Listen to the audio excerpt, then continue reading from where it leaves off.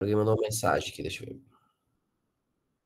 Boa noite, boa noite, boa noite a todos. Sejam muito bem-vindos a mais uma live do nosso curso de História.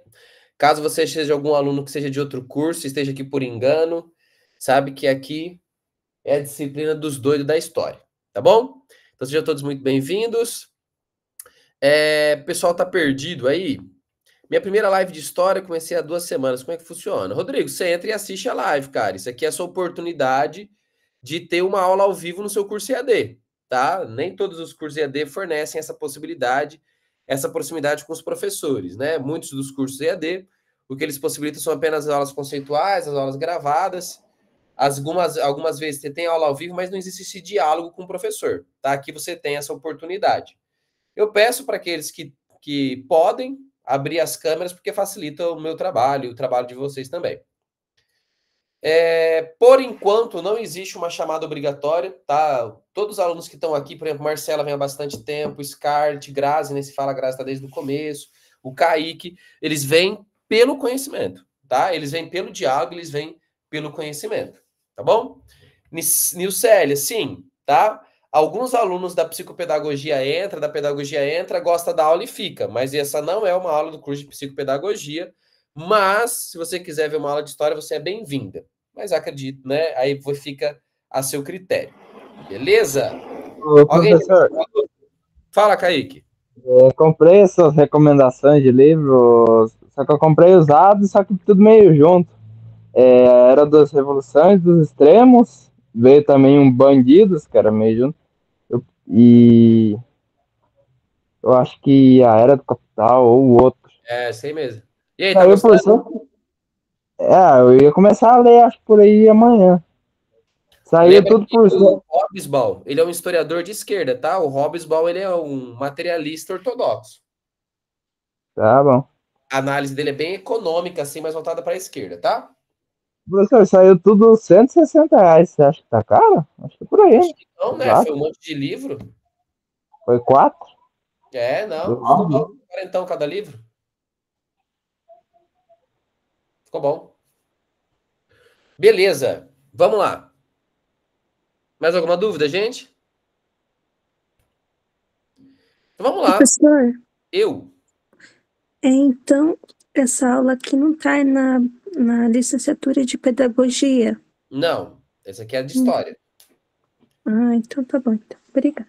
De nada. Dá para confirmar. Tranquilo. Eu tô tomando chá de hortelã com boldo aqui. Você já viu quem gosta de chá de boldo? Eu gosto. Vamos lá, então. Marcelo, tem boldo aí na região? Como é que é?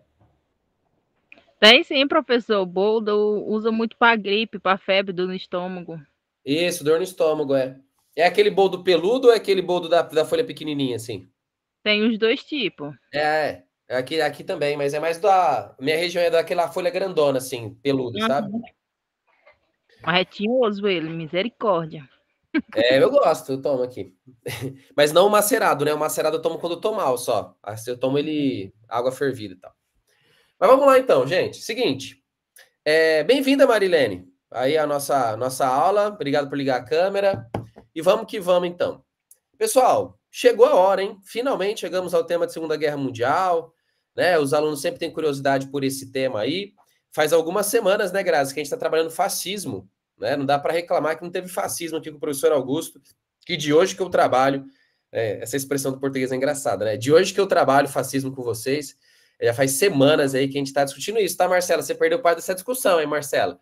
Mas está disponível online para você poder assistir se você quiser. Beleza? Fica tranquilo. Vamos lá, gente. O que acontece? A Segunda Guerra Mundial. O Rodrigo, fica salvo no YouTube, tá, filho? Dá para assistir por lá. Quando a gente trabalha processos históricos importantes, pessoal, eu já falei isso para vocês antes, quando a gente teve aula de Primeira Guerra Mundial, o que a gente analisa principalmente é causas, desenvolvimento e consequências, tá? Principalmente as causas, beleza? E consequências. Por quê? Porque processo histórico, você tem que entender, como a própria palavra já diz, o processo em si, beleza? Então, hoje, nós vamos ficar aí principalmente nessa questão das causas da Segunda Guerra Mundial. A maior delas, a gente já estudou. Vocês estavam nas aulas anteriores e, pessoal, até cair, que é o próprio Hobsbawm que fala, eu não lembro em qual livro, eu acho que é na Era dos Extremos que ele fala, que não dá para encontrar um culpado na Primeira Guerra Mundial. Não dá para você culpar alguém pela Primeira Guerra Mundial, tá? Mas dá para culpar alguém na Segunda Guerra Mundial. E esse culpado pela Segunda Guerra Mundial é o fascismo, é o nazismo, ok? E nós já estudamos fascismo e nazismo aqui nas últimas semanas, então em relação a isso eu estou bem tranquilo, beleza? Outros aspectos que a gente pode passar por cima que levaram à Segunda Guerra Mundial. O Tratado de Versalhes. Lembram que era o Tratado de Versalhes? Aquele tratado que a Alemanha foi obrigada a assinar, que humilhou os alemães, que jogou os alemães na pobreza, na hiperinflação, no desemprego, e que gerou, pessoal, uma vontade de vingança pelos alemães, né?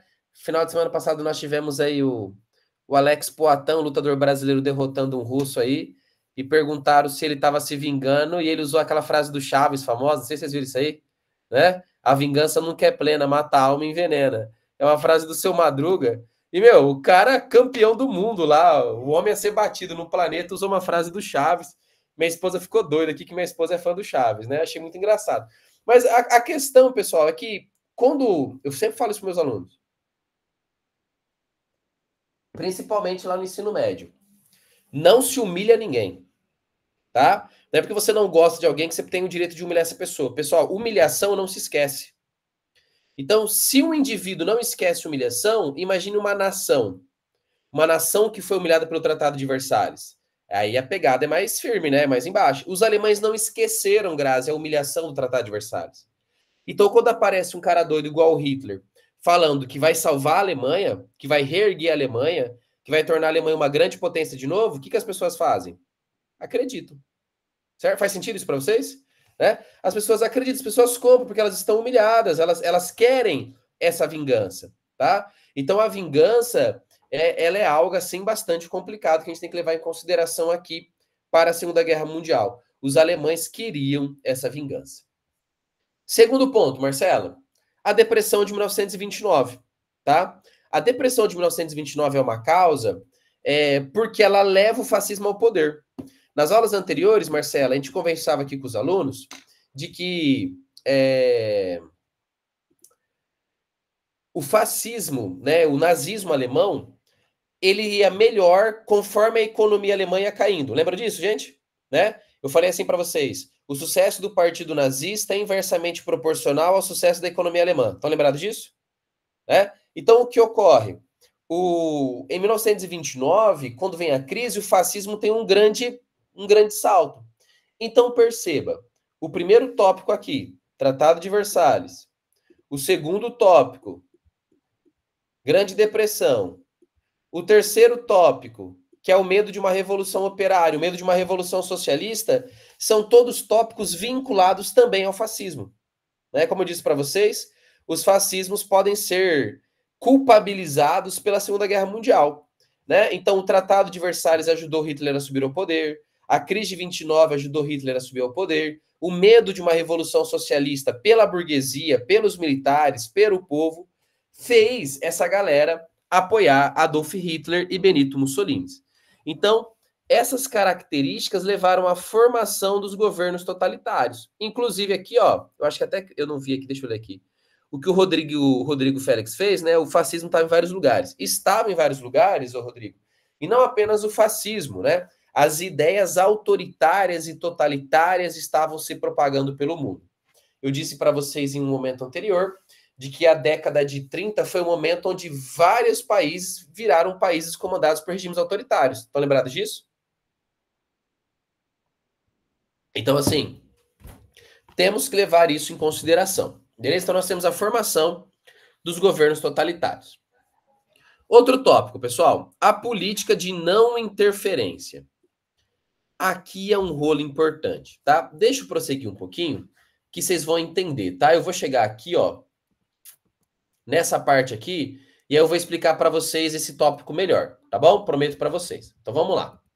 Ó, próximo tópico, a formação de grupos. Gente, a Segunda Guerra Mundial não teria o impacto que ela teve se não fosse pela formação de grupos, tá, Marilene? Então, o que ocorre? A Alemanha vai se unir à Itália, e ao Japão, formando o chamado eixo Roma, Berlim, Tóquio, ou Berlim, Tóquio, Roma. Gente, o Hitler, ele queria a Europa para ele. Ponto. Tá? Tanto é que quando ele faz o acordo com os japoneses, num acordo chamado Tratado Anticomintern, foi um tratado para combater a União Soviética, tá? E o Japão não estava autorizado a entrar na Europa por Hitler.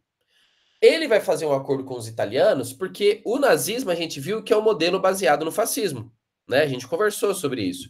Então o fascismo ele vai dar as bases para o nazismo. E assim, gente, ao longo da Segunda Guerra Mundial, o fascismo não conseguiu fazer muita coisa para ajudar o nazismo durante a guerra, tá? Pelo contrário, Hitler, em alguns momentos, teve que ir lá ajudar o Benito Mussolini. O Benito Mussolini chegou a ser preso.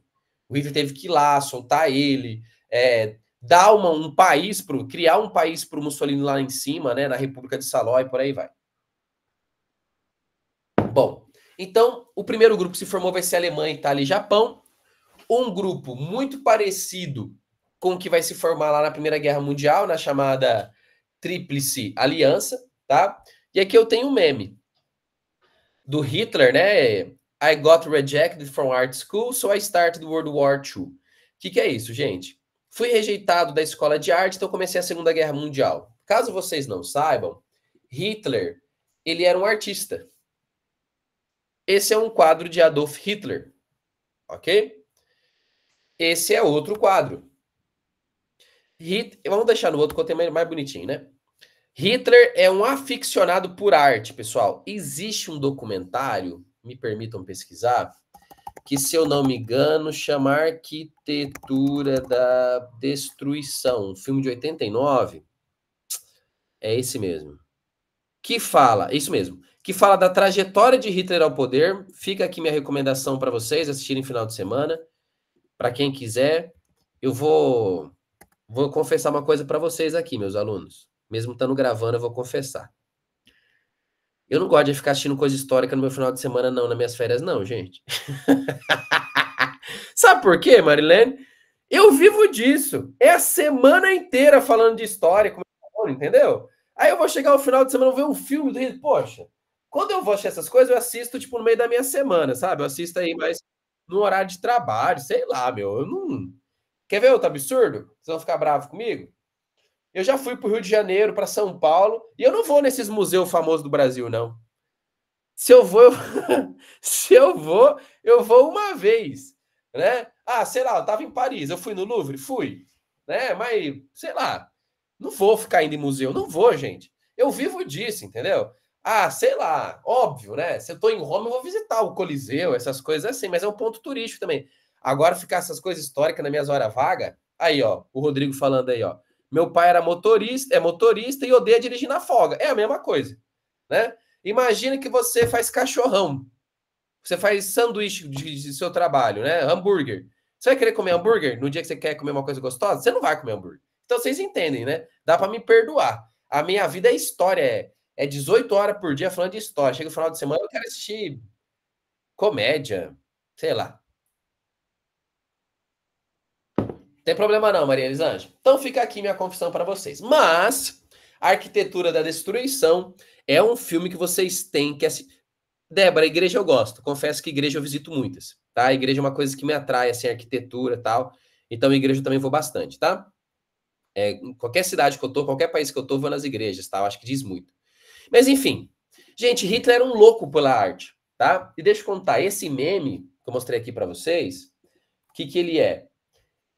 Antes de Hitler virar político, ele se candidatou à Escola de Belas Artes de Viena, na Áustria, tá? Hitler, ele é austríaco, ele não é alemão. Só que assim, gente, ele foi rejeitado 2 vezes, tá? A princípio, reza a fofoca, Marilene, não sei dizer se é verdade ou não, mas a fofoca diz que os professores que rejeitaram eles eram judeus. Isso explicaria algumas coisas, né, Grazi? Mas, fofoca. O ponto é que ele foi rejeitado da escola de arte 2 vezes e ele era um aficionado por arte, pessoal. E assim, ô Marcela, historicamente, artistas frustrados são perigosos. Sabe alguém que foi um artista frustrado? Nero. Já ouviram falar de Nero ou não? O cara que botou fogo em Roma e colocou culpa nos cristãos? O imperador? Ah, Nero virou imperador porque a mãe dele quis, a mãe dele planejou. A mãe de Nero, assim, a Agripina, era uma mulher, assim, politicamente, não tem o que falar, impecável, né? Bem agressiva, mas ela devia ser uma mãe bem difícil, assim, tanto é que Nero matou ela também. Mas Nero botou fogo em Roma, colocou culpa nos cristãos, tá? Ele foi um imperador bem ruim para Roma, assim. E ele era um artista frustrado, ele queria ser músico, tal, não queria ser imperador. Então, enfim, que ele era bastardo e de descendência judia, o Hitler. Existem esses boatos aí, que tinha uma avó dele que era judia, né? Bom, inclusive, pessoal, quando o Hitler invadia alguns países, sabe que ele saqueava? Obras artísticas. Foram encontradas obras valiosíssimas em bunkers alemães, tá?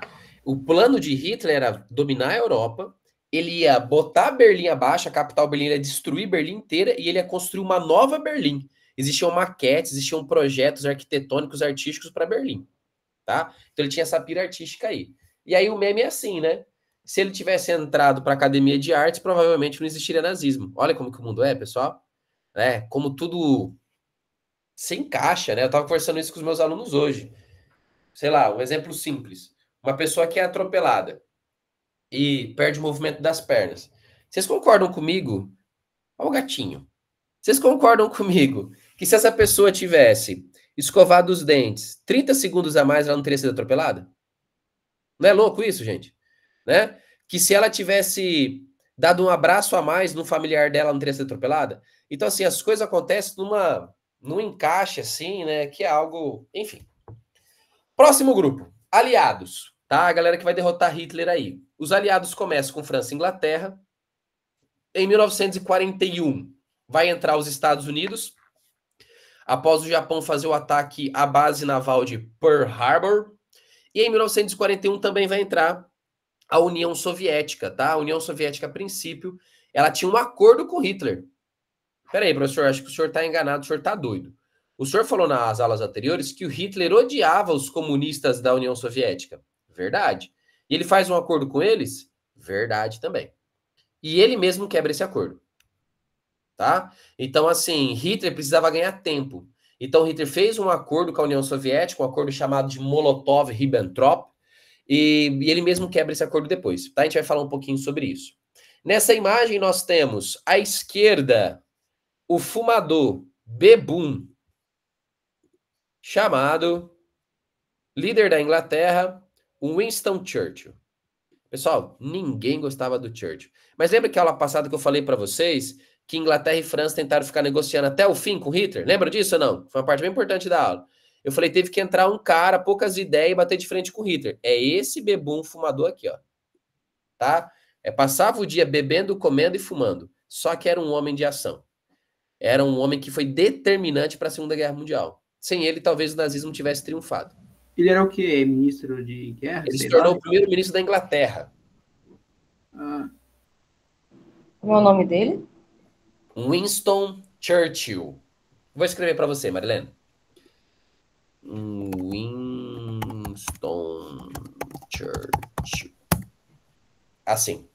Meu, e sabe o que é o mais louco? Além de herói de guerra, líder da Inglaterra na Segunda Guerra Mundial, o Churchill é um dos poucos líderes políticos que ganhou um prêmio Nobel de literatura.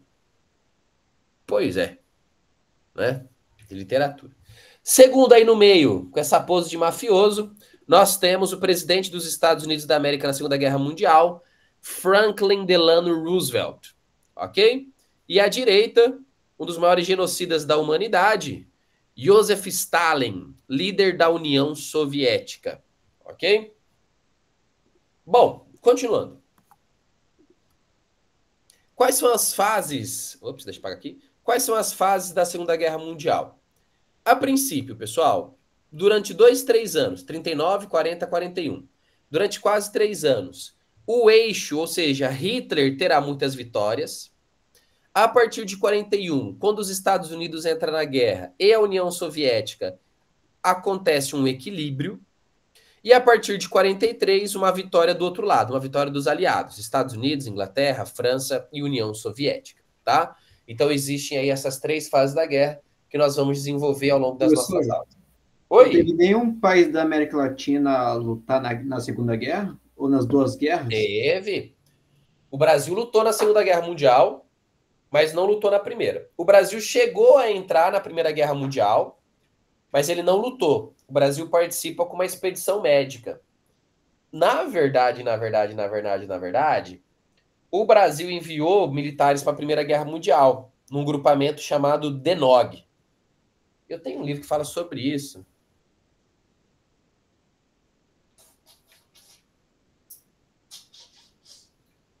Vai saber, não lembro o nome. E ele é um livro pequenininho, vermelho. Não vou achar, não. É que vocês gostam de bibliografia, né? Pior que eu arrumei a biblioteca esses dias, hein?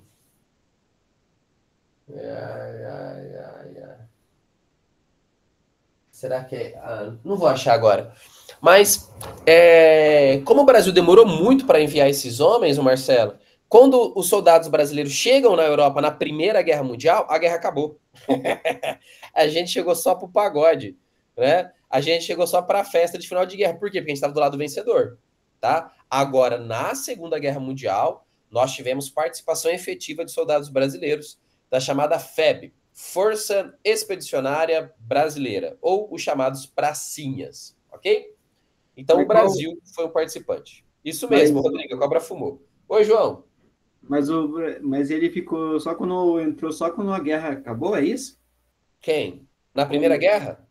Não, na Segunda. Não. Na Primeira Guerra Mundial a gente entra em... Começa em 14, 16, afunda o navio. 16, 17.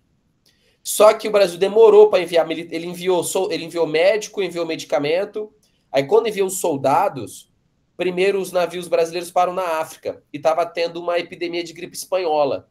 Aí os soldados brasileiros não puderam ir direto para a Europa. Aí fica de quarentena. Aí quando eles podem e chegam em Portugal, a guerra acabou. Exatamente isso, Maria. Bom para os soldados brasileiros, né? Ganhamos a guerra e não precisamos lutar. Bom, além disso, pessoal, a Alemanha de Hitler, ela estava desobedecendo o Tratado de Versalhes, né? A gente já falou sobre isso na aula passada. O Hitler quebrou os acordos do Tratado de Versalhes. O Japão, pessoal, pouco se fala sobre isso, tá? Então presta atenção. Pouco se fala do Japão imperialista.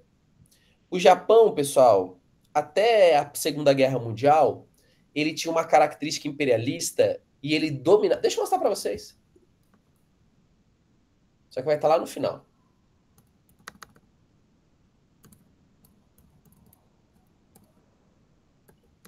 Gente, o que é o Japão? O Japão é isso aqui, ó. Beleza? Tudo que está em amarelo, o Japão conquistou. E tudo que está dentro dessa linha aqui, ó, era território japonês. Todas as ilhas. Era muita coisa. E os japoneses, pessoal, como o nosso colega Rodrigo colocou aqui, o Japão fez um inferno. Principalmente na região da China. Todos vocês já ouviram falar das crueldades que o nazismo fez com os judeus, certo? Já ouviram falar sobre isso? O que as pessoas não falam? Das crueldades que os japoneses fizeram com os chineses, por exemplo. Inclusive, Grazi, criando campos de concentração. Tá? O Japão chegou a fazer guerra biológica. A Grazi que tem só o sobrenome japonês, né, Grazi? Isso aí já foi explicado nas aulas, quem acompanha as aulas sabe disso. Mas tem. Que é conhecido como ciclo de fogo? Ou não? Sei lá. E não sei, querido. Tem que dar uma pesquisada. Dá uma pesquisada aí e me avisa. Bom, e aí, pessoal, o Japão foi muito cruel com a galera. Mas eu sou descendente de japonês. Pouco importa. Eu sou descendente de italiano. Eu não tava lá na Itália fascista. Meu avô não tava, meu bisavô não tava. Não tem nada a ver uma coisa com a outra, tá? Às vezes eu começo a falar de nazismo, tem aluno de descendência alemã que fala, professor, eu sou descendente alemã. O que tem? Qual que é a relação? Né? Você não tem nada a ver com isso. Você estava lá? Foi você que fez o Holocausto? Você não tem nada a ver com isso, né? Seus parentes vêm embora muito antes, não tem nada a ver com isso. E mesmo que tivesse... o alemão hoje, que culpa o alemão hoje tem? Entende? Então, por favor, né? Beleza. Então, os japoneses, pessoal, eles foram muito cruéis. O Japão invadiu a China. O Japão... Ô, Débora, no Brasil, aqui na parte sul, pelo menos na parte sul aqui, Marcelo, era 80% descendente. Região do Paraná, o que tem de italiano, Deus me livre, tá? É difícil quem não tem descendência italiana na região que eu moro aqui. Eu chego numa sala de aula, 80% tem descendência italiana, né? E isso vai variar de acordo com a região do Brasil. Então eu tenho italiano, que a família do meu pai é toda italiana, de imigrante, mas minha mãe é de Alagoas. Minha mãe é aquela baixinha, morena, do olho um pouco meio puxado assim, sabe? Do cabelo escuro. Minha mãe é aquela nordestina clássica, assim, né? Infelizmente não puxei aquela cor bonita da minha mãe. Mas não dá pra ter tudo na vida, né? Fiquei com essa cor estranha aqui. Mas beleza. Bom, eu sou brasileiro de verdade, apesar de não parecer, tá? Sou brasileiro raiz. Minha mãe é o indígena, com o africano, com o português. A minha mãe tem todo o tripé, né? O que a gente chama de tripé cultural brasileiro, que é o africano, o indígena e o europeu. Mas voltando, um dia eu já falei para vocês que eu dou aula na gastronomia. Um dia eu tenho que dar uma aula de cultura gastronômica para vocês vão gostar. Mas vamos lá, não entra no nosso conteúdo aqui, né? Mas é muito legal essa aula. Tá. Então tá, o Japão era terrível com a galera e vai se juntar ao nazismo, tá? Os italianos estavam naquele processo de expansão. Quem acertar, eu vou ficar muito feliz. Vocês lembram qual foi quando a gente teve essa aula 3 semanas atrás do porquê que o fascismo italiano, depois que chegou no poder, teve que continuar fazendo o processo de expansão? Quem lembra qual que foi a razão? É porque o fascismo tem qual característica?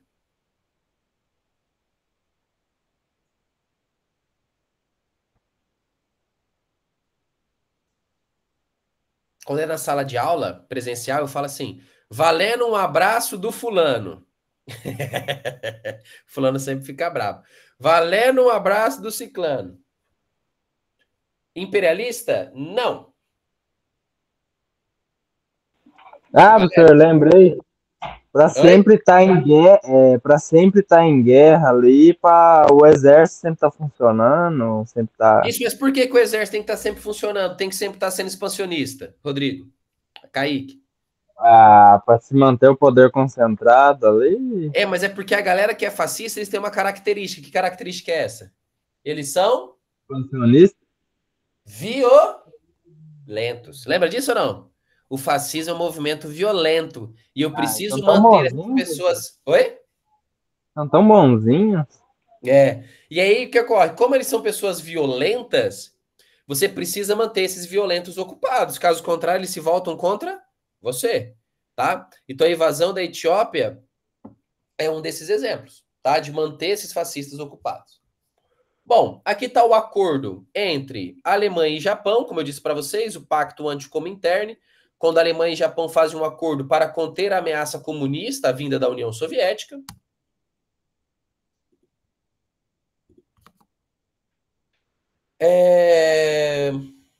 E aí, gente, vamos para o mapa. Já perceberam que eu adoro um mapa, né? Ó, preste atenção nesse mapa. Se você reparar, a Alemanha está no coração da Europa. Ela está no centro da Europa, beleza? A Alemanha é um país que pega a Europa Ocidental, assim como a Europa Oriental. Germany aqui, gente, ó. Mas isso no início do século XX, das coisas... Aqui em 1939, até hoje a Alemanha está nessa posição aqui, ó. Tá desse jeito, nesse mapa? Uhum. Mudou pouca coisa. Tá. Ela perdeu esse território aqui na Polônia, tal, perdeu algumas coisas. Só que o que ocorre, Grazi? A Primeira Guerra Mundial, a Alemanha tomou um sapeco, estão lembrados ou não? Porque o plano na Primeira Guerra Mundial foi fazer isso e isso ao mesmo tempo, ok? Lutar em 2 frentes de batalha ao mesmo tempo. O Hitler, que não era burro, falou, ó, vou mudar. Vou atacar e conquistar primeiro tudo isso aqui. E aí, aqui é aliado meu. Aqui é neutro, inclusive foi ele que colocou o ditador no poder da Espanha, o Franco. Então o plano era dominar essa parte ocidental primeira e a parte norte.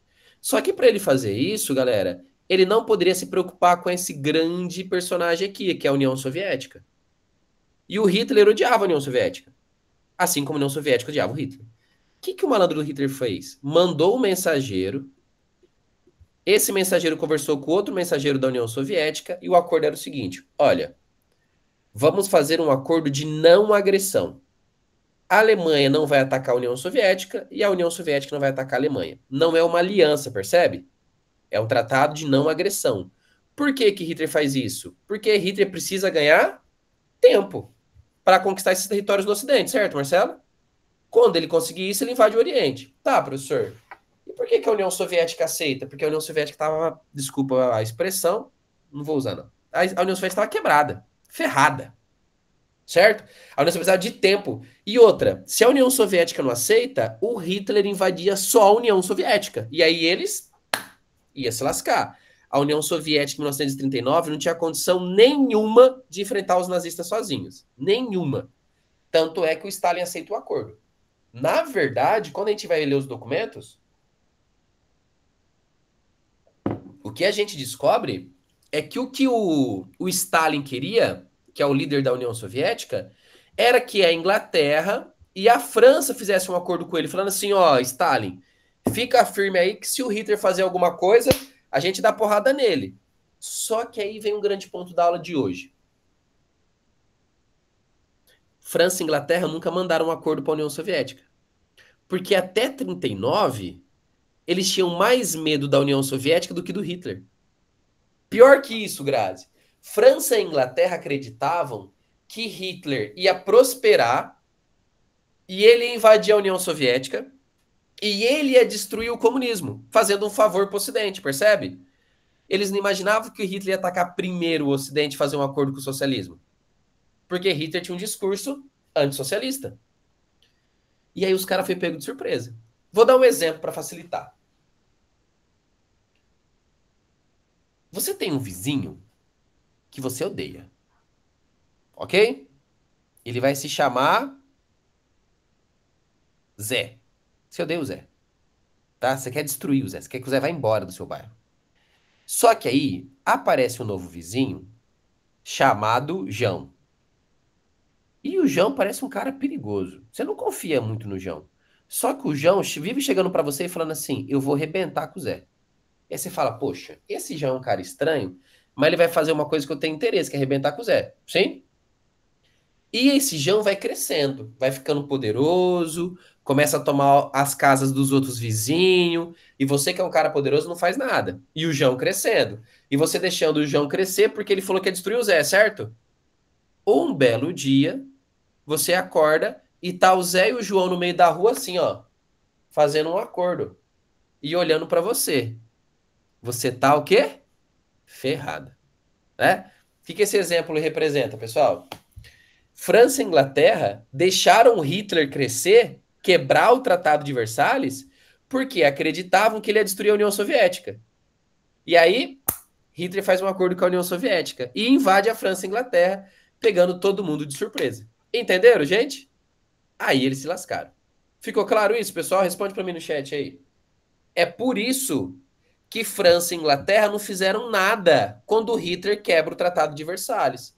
Hitler não podia ter um grande exército, ele faz. Não podia ter força aérea, ele faz. Não podia ter tanque de guerra, ele faz. Não podia invadir a Renânia, ele invade. Não podia invadir a Áustria, ele invade. Não podia invadir... Ele vai quebrando tudo e ninguém faz nada. Por quê? Porque achavam que ele ia destruir o comunismo. Se lascaram, né, gente? Foram pegos de surpresa. Tá claro isso? Sim? Então, o Hitler faz um acordo com a União Soviética, tá?